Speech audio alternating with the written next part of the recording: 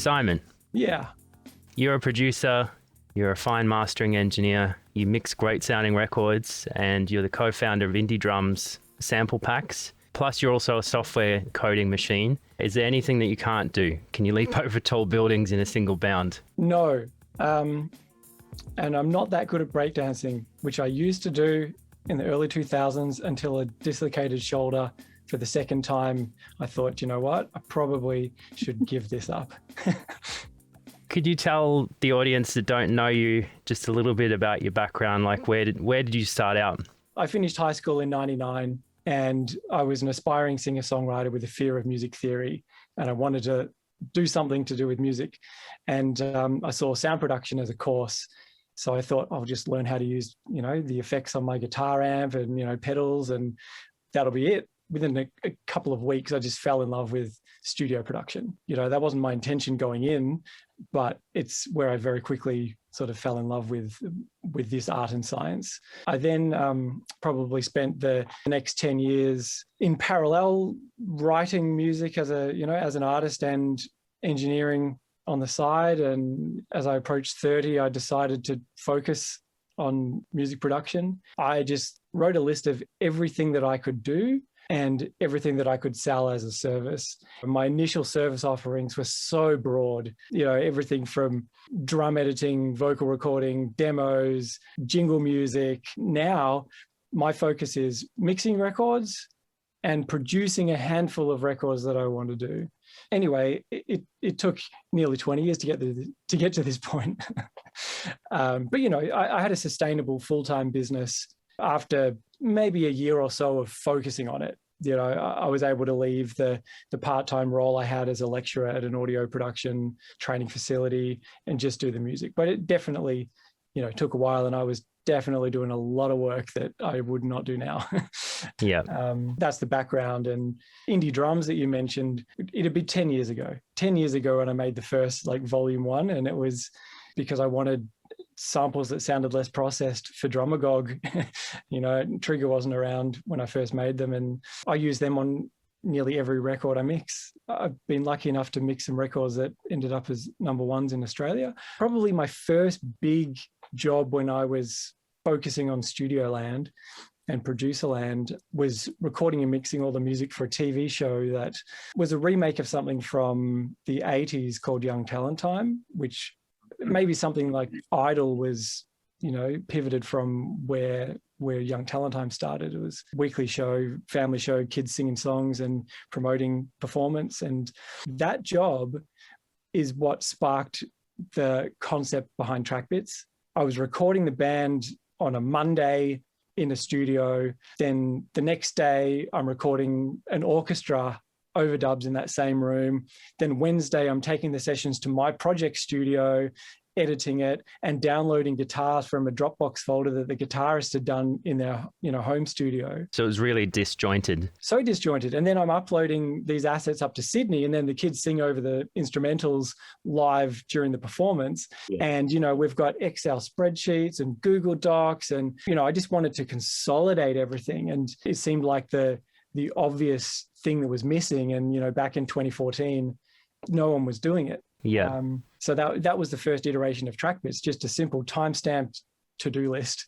TrackBits I've been working on for, 7 years. It's got a pretty solid history behind it. What particular experience was it that you remember that kind of led to there's got to be a better way than what you're currently doing?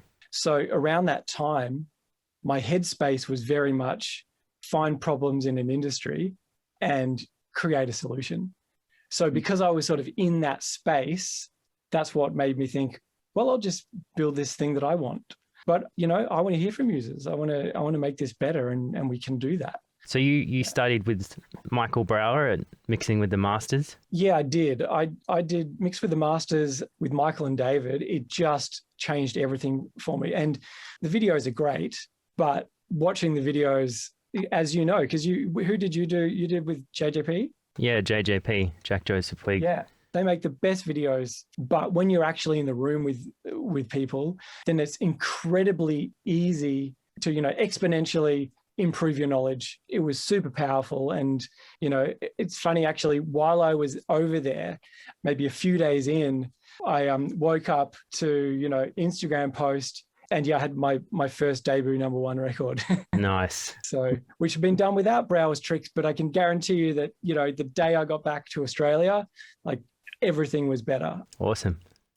How does TrackBits help improve client engineer or client producer feedback? For example, like what are the advantages of using TrackBits over, say, and you mentioned this before, email or messenger type apps? The reason I use it is because it simplifies the asset delivery and back and forth with my clients. My wife owns a digital agency, and I couldn't afford to work with her team. But I said, I need a tagline. And she came up with less mess, more music. And that sums up TrackBits for me. It can be something as simple as a way of consolidating all of the change requests for your mixes. And that, if that's all you want to use it for, great.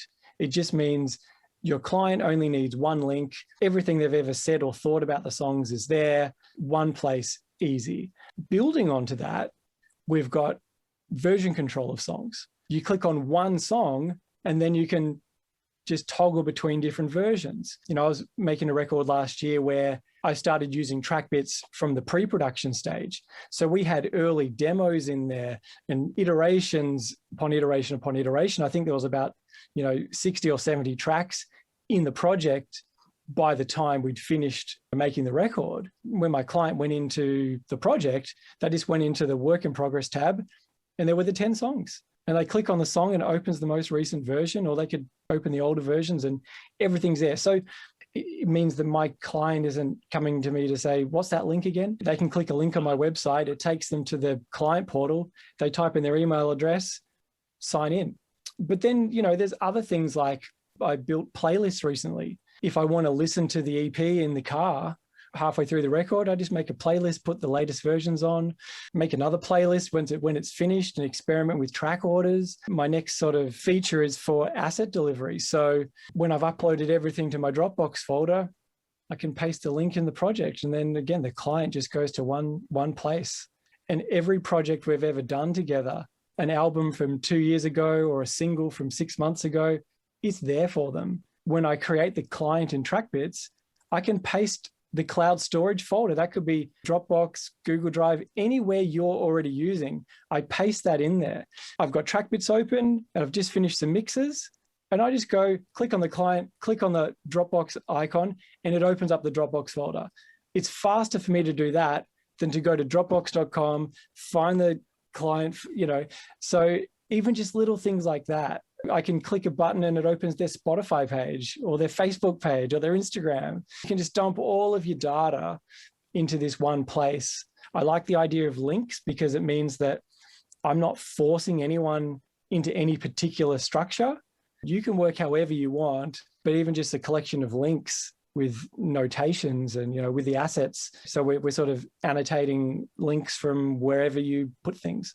The oldest request I had, which was last year for files, was from something we did back in 2014 from a client. And I had to search through all my hard drives and everything because I just didn't know where it was. Like that was a really super old request. And luckily I had a Pro Tools session which was broken for some reason because we'd gone through so many upgrades over the years, plugins change and all that sort of stuff. I'd actually printed instrumental, I printed all the different versions that you would have for mastering, and they were just sitting there in there, and I'm like, oh, thank God. But it sounds like you can do that with TrackBits as well. Like it's going to be great for archiving. Like what I do is I upload the record to the client's folder in Dropbox, and then I just go create link and I paste that link into TrackBits. Yeah. It's stored up on Dropbox, but what it means is people can, go to my website, click on the portal if they're a customer, and it's self-serve. When I've got this assets thing built, which will be soon, you could, if you want, as a revenue generating marketing strategy, put all of your old projects up onto TrackBits, put the assets up there, then reach out to all of your past clients and say, just getting in touch to let you know I've got all your projects up here. That's a great conversation starter. Yeah, awesome. let's begin at the grassroots level. I think maybe a good place to start would be just showing how easy it is to share your first project. Now, I am just doing this on my development machine. I see. Local host. Yep. Yeah. So, when you first create an account, it will take you to the dashboard. You won't have any clients. Here's an example of a contextual help video. Just click on it, watch it on YouTube or watch it in there. So, there's little videos all over the site like that. When you're ready to make your first project, my projects, add new project, demo. I'm just going to leave all these settings default. Going to add a track. Select that file. I'm going to create a work in progress. I'm going to leave everything else default. What's the alternative to a work in progress? Like, why do you need a work in progress? Sure. So work in progress is when you need version control. You could have 50 tracks, but maybe there's only 10 songs with 5 different versions. Let's say you've got, at the moment, if I go on tracks, we can see here's a track. I'll go add a new track and we'll do song 1, mix 2. And I'm going to assign it to this. And I should rename that work in progress. Because it was automatically generated, it just went off the file name. So if I jump over to work in progress, and let me just edit the name of that, we're going to call it song 1. So now in work in progress, we have one song with 2 versions. Right, gotcha. So I can go open song 1, read the comments on mix 2, or toggle back to version 1, listen to version 1, opposed to going to the tracks view, where you just have a flat list of tracks. Yeah, so, you can choose whether or not to, use your work in progress or tracks. After you've created the track, share project with a link, create a new share link. Again, I'm just going to use the default, save, copy, paste, and you're in. Easy. So, it can literally be less than 60 seconds to upload a track and get it over to your client. So then, they've got their overview, they'll see any recent comments, they'll see the work in progress, they can open it, and they can, toggle and start commenting. So yeah, that's essentially how easy it is to share a project. When you're in, say, the production stage, what sort of things would you be using? Would you be in the work in progress because you're kind of maybe trying different ideas out? Uploading tracks and work in progress. The other thing is you can send emails directly from the project. So, again, this is me, thinking how can I make things easier? I would upload something to TrackBits, and then I'd need to go over to Gmail and type a new email to the client. Well, now, when I add contacts to the project, I can just say, hey, you mix up, and, send it, and it will send it to everyone on the project, and it will go straight to their email inbox, and it will be from my studio email. So we can just carry on the conversation in our Gmail. So I'm using the email feature, I'm using tracks and work in progress and playlists, when I want to listen to demos. Like the other day, started a new EP, and we haven't chosen the songs yet for it, but there was a short list of about 10. So I just uploaded the demos and made a playlist out of those 10 tracks and just hit play and, walking around the house, doing some cleaning, listening to the songs, listening to them. And, so I sort of use all of it.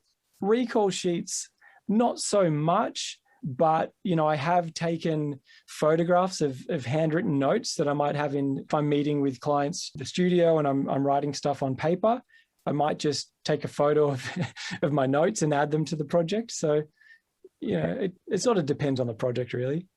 And if you're working with, say, I don't know, the Beatles, you've got 4 people who have input on a project. Do you generally just work with one of those people and just have the feedback go through that, a single person, or is it possible for multiple people to be in on it? Let me just quickly jump over to say clients. Contacts are individuals. So think of contacts as people and think of clients as businesses. Now, the client might be a single solo artist, or the client might be a record label. But if I go into the client, I can add contacts. So I'm going to say, well, this demo client is actually a band with these 4 people. Ah, okay. Does that make sense? So now if I go back to the demo project and, I might edit it and I'll assign it to the demo client, I hit save, it's automatically added those contacts. So if any of them go to my client portal, which isn't set up in this demo thing yet, they can just type in their email address and they have access to every project that they're invited to. I can also click on them and send them an email directly from there, or I can go to new email and send it here. So they can do it through the client portal. They can also do it on a share link. So, you could have anyone commenting on a share link. As far as the question of who's commenting, I will say to the artist, it would be helpful if, you guys have a chain of command and one source of truth, because I'll say if there's conflicting requests, who am I supposed to prioritize? But I'll also say, when I initially send a project to someone, I'll say, just put as many comments in there as you want and just delete them if you change your mind. Like I say, I'm not going to look until next week, whenever I'm going to do revisions. So I'll say, this is your space. When you're listening, any thought, question, concern, just leave the comment. And if after 5 listens, half the things are irrelevant, just delete them. I say, it's your space, do what you want. And I found that, while I built this to make my job easier, it's been pleasantly surprising to have my clients say, wow, that was so much better. That's so much easier than every other time I've made a record, because it is one spot to consolidate their thoughts. Yeah. So does that answer the question? You can sort of do it however you want. Yeah. Because you touched on comments there, the actual timestamp comments, how they work. Can you just touch on that? Yeah, absolutely. So look, I've just copied the share link again, and I'm going to go into a private browser. I'll put, Simon demo here and save. You can see the project. Yep. So I'll just open work in progress and I'll put a comment in. I'm just going to put one in at the top, drums up, because who doesn't want drums louder? And I'll put one in at, say, 5 seconds. This is a short file just to, upload quickly. And let's say, more verb, because who doesn't want more reverb? So as you can see, the comment here is at 0 and at 5. If I go back into my version of it,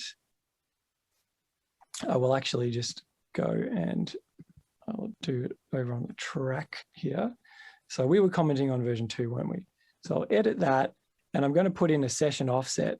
So I often start my sessions a minute in. Let's say one minute, save. That's for all that reverse reverb lead up, isn't it? About a minute of reverse reverb. Yeah, that's it. It's just because, if I'm making a record and we're layering stuff and playlists, and then suddenly they say we want to put a 30-second, instrumental intro into the song, I don't have to shift everything. So now if you look at my time code, it actually says 1 minute and 1 minute 5. Oh, nice. And it tells me there's an offset of 1 minute. So that's super handy. And that when people send stuff through on an email, they'll say, oh, it's, at 36 seconds. I say, well, that's great. That doesn't really help me because it's not 36 seconds in Pro Tools. It's a minute, 36 seconds. That's really helpful. Another thing is this pre-roll. It just turns on a little 5-second pre-roll. People might put the marker, right on the change and you're thinking, I can't quite hear it. And then toggle pre-roll. There's a couple of little examples of session improvements. Cool. And what were you going to talk about earlier before I rudely cut you off? I think I was going to talk about, the share links and the client portal. And, the great thing about links is that you click on the link, type in your name and you're in. It's instantaneous and it's frictionless. And, in TrackBits, you can actually password protect them. So, if we want, we can make it a password protected thing. So even if I just go back here and just click on another part of the project, because I've changed the password, it's booted them out.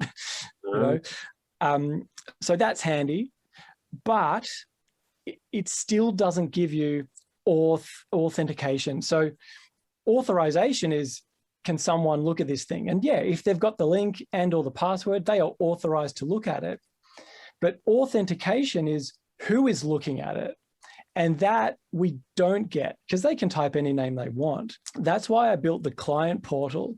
So the client portal still gives us a frictionless way of getting into the project, but in a way that we can authenticate who is the person that's actually looking at it and actually leaving the comment. So you'll see my client portal isn't set up yet. So, if you go to the dashboard, you can watch a video on how to set it up, or we could just, jump over to the company settings. I'll just, let's call it, TrackBits, and the permalink will be the little, you are part of the URL. I'm going to go save. Now that my company is set up, I can actually copy this URL and, you could paste a link to it on your website or, wherever, send it in emails. And here, the client can just type in their email that matches the email that they've given you as a contact. So, we've got, bassist, so base@example.com. So if they typed in base@example.com, TrackBits will send them an email to that email address. And we effectively use their email address to authenticate them. Because if they have access to that email address, then they're that person, right? You basically add them as a contact. They type in their email address. It sends them an email. They click on the link. It authenticates them through their email and opens up the project. So that gives us the best of both worlds. It gives us frictionless entry for your clients. They don't need an account, but we get powerful authentication. We actually know who's looking at the project. A friend of mine he was in the music industry as a music producer in Melbourne, and he left the industry about 4 years ago and joined the Air Force and now works in in cybersecurity at very high level. And he suggested that as a sort of a way to do an alternative to email password type thing. So the great thing about sharing a project through the client portal is that you actually get access to more features. So on the share links, you just have work in progress and tracks, but in the client portal, you get playlists, you get track approvals, and that's where I'm going to start adding the assets and other sort of feature sets. So yeah, that's the other way to share a project on TrackBits. Okay, so you can have it password protected, or you can just do the email authentication. You can have links that are either password protected or not, and anyone with a link and or password can access the project and make up whatever name they want. Or we can use the client portal and they just type in the email that they, one of these emails. So they just type in that email address and it will send them an email with a magic link to basically sign them into the portal. The thing is, with the share link is either the project, or you can share just a single track if you wanted. Okay. So, and it will tell you it's just a track. So if you wanted, you could just go, well, share just a track and, me, and it's just a track. So that's what you can do with the share links. With the client portal, when they sign in, it actually has all of their projects and it's all of the projects assigned to that specific contact. So, you could have a drummer that plays in 6 bands, and that would mean that if you're working with all those bands, there might be six clients with that same person. So another example might be 5 artists that all have the same manager. So you just add that manager to every client. When that manager signs in, every project that they're on will be in the portal. So yeah, the portal is a lot more sort of featureful in terms of what you can do with it. Is that something that's available on the free version, or is that an upgrade?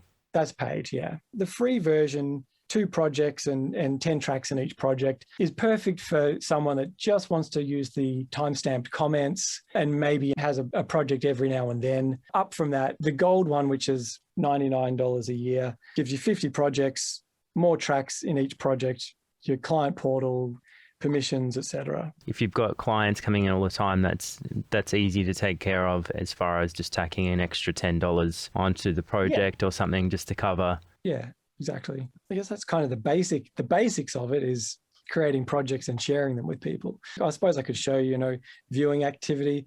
I mean, we've all done this. We've sent a mix off to someone and then wondered if they've heard it, and then we spend the whole weekend worrying.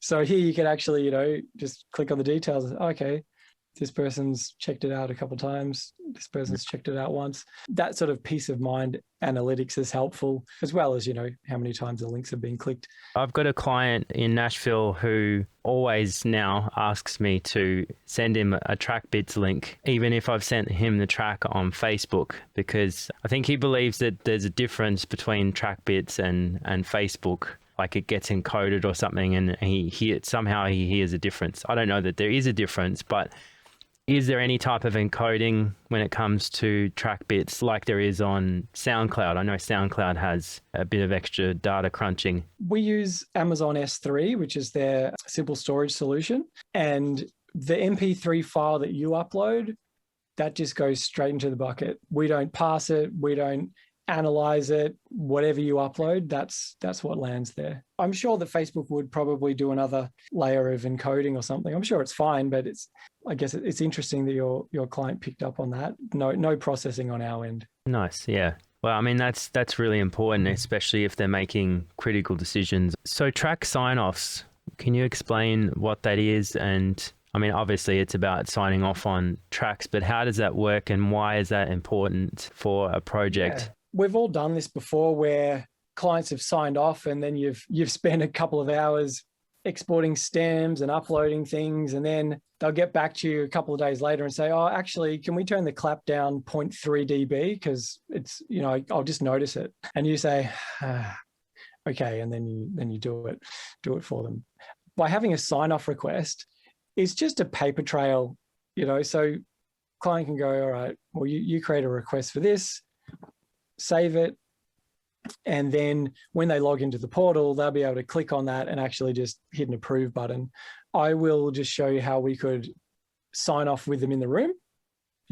Open the sign off and hit ready to sign off, and I don't know, we'll say, Daniel, we'll say you signed off with me, and now it tells me it's approved and when it was approved and that it was me with you doing the approval. If you'd approved it in the client portal, it would just say your name. And what this means is you can then have a case to the client and say, well, sure, I can do that. It's going to be another couple of hours. It was approved, which is why I did all that extra work. So, I'm probably going to have to charge you an extra, whatever.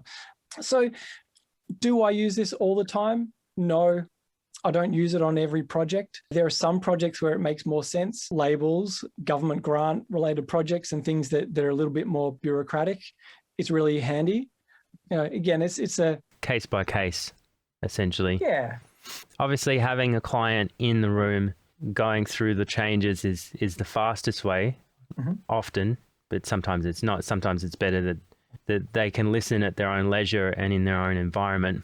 Have you found that it's a different way of working, or that is it better? Is it worse? How do you find it? Yeah. When I was busy and it was my full-time thing, I had this thought, which was, wouldn't it be great if I just didn't have to do revisions, or I could get my assistant to do the revisions? Because I just, my frame of mind was, I've done the mix, I'm irritated about these little things. But now it's actually my favorite bit of the project, because it's in those final sort of revision moments that I get to learn more about other people's tastes. So for me, I'll mix a song any day and I'll get it to a point and it's going to be presentable. It's probably going to be releasable. But in person, or, after these little change requests, these things that aren't intuitive decisions to me, like, for example, I was working on an indie project recently and they wanted this reverb changed to this kind of hokey, objectively gross sounding reverb. And it sounded really cool. And I never would have done that on my own. So I sort of have changed my approach to say, well, actually, the revision part is where I have the most opportunity to broaden my skill set, because I learn about other people's tastes, and that gives me different context. For efficiency, I want to mix on my own, because if I'm mixing on my own, I'm going to deliver a better result. It's like a songwriter could write a song while I'm looking over their shoulder, but they're probably going to write a better one if they're not feeling like they're being watched and they can just take risks and do their thing. So it's like that for me in mixing. I want to be able to stand up and dance around the room if it calls for it. I want to try things that might sound really bad for a moment until we get to, step 6 of the process. And I'm not going to do that if someone's in the room with me. So I like to do that first bit on my own. Then the revisions, doing them with someone in the room is way more enjoyable and it's much more efficient. That has been harder with COVID, and I've been using Audio Movers, Listen To, and speakerphone to make revisions in real time, because otherwise, especially for someone like me that's mixing analog, if I've got to bounce the song out again, I've got to sit through that song again. And if I've got to bounce instrumental and TV mix and BVs and a cappella, it's just, time. I prefer the real-time sign-off, whether it's remotely or in person. The other reason why I like the real-time sign-off, and again, I've got TrackBits open while I'm doing all of this, because it's, I'm ticking the notes off, and, even sometimes I might not be checking them off the list, but it's just been a place that my clients could gather their thoughts. So again, use as much or as little of it as you want or need.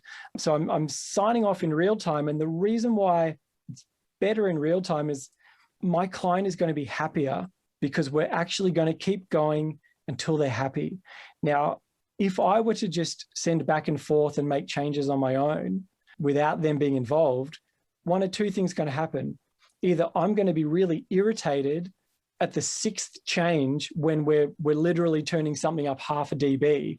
I'm going to be so irritated. I'm like, really, there's no difference. So either 1, I'm going to be annoyed, or 2, the client will compromise. They'll be thinking, I don't want to ask Simon to do this again. I feel bad that it's going to be another change. So you know what? I'll just live with it. So scenario 2 is just as bad. Scenario 2 is a client that was 99% happy when they could have been 100% happy. So I much prefer real-time sign-off and revisions for sort of that last round. What about you? The client has a huge impact on you, and obviously the better the client, the better the feedback, and the more it opens you up as a mixing engineer or whatever it is that you're doing to possibilities that you may have otherwise not even considered from a creative point of view. And sometimes even from a technical point of view, like you can have clients say, it's not playing back on my laptop speaker, I can't hear the bass. And so you then have to figure out a solution for that also works. I'm the same. I like to be in my own world and be creative and just work away and put something out and just hold my breath. I'm not sure what else I could add to that. I think you summed it up really nicely. You were talking about integrating Listen To at some point. Is that still a thing? Yeah, I'll do that probably at the same time that I do the assets. I did a little test. I can embed it on TrackBits. So someone could actually open up the project and it would stream into the TrackBits window from Listen To. Oh, wow. I'm just brainstorming how I want to integrate it. There's several ways that it could be done. I'm just thinking about the best way to implement it to, factor in the default easy mode. So there might be like a global link for the whole project, and then you might be able to override that at an individual level on certain tracks. If people want to learn more about TrackBits, where should they go? Trackbits.com. I'm actually just building a new landing page now. For anyone watching this, sign up, send me a contact request. You can do it from within the app. It goes to my personal inbox. I will jump on a Zoom call and help you get set up. Anything I can do to help people get on board and be using it. And like I said earlier, I want to hear what people's challenges are with it, feature ideas, and we can shape this product together. So I think it's pretty awesome already. I don't know what else you could possibly add to make it better. Yeah, thank you for sharing TrackBits with us.